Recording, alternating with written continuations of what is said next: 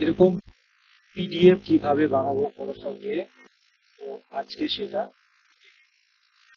আপনি যেগুলো file caption দেখবেন সেটা পুরো একই দিকে কনভার্ট হয়ে যাবে পিডিএফ। এই জন্য শুরু তো কোনো কিছু আসবেন কোথাও, আসার পর ফাইলে যাবেন।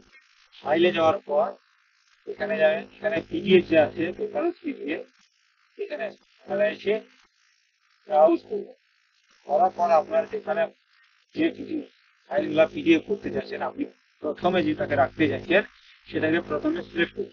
এটা আমি সিলেক্ট করে নিলাম। তারপরে রাখবো আমি টি শার্ট, তারপরে রাখবো মগ, তারপরে আবার রাখবো টি শার্ট, তারপরে আবার রাখবো মগ। এরকম করে আপনি যেটা যেটা চাইবেন সেটাই আপনি সিলেক্ট করুন। সিলেক্ট করা হয়ে যাবে। তারপরে এখানে ওপেন ওপেন করার পর সেভ দিবেন। সেভ করার পর এখানে ফাইল নেম, এখানে আমি যে কোনো একটা দিয়ে দেবো।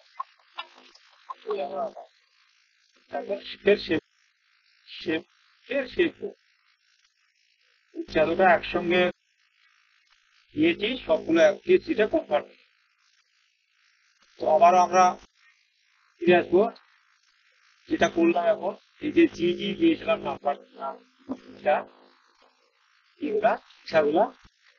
তো এখন আমরা এটাকে ক্লিক করব, কিন্তু আমি দিয়েছিলাম টি শার্টটা আগে, কিন্তু এসেছে এটা।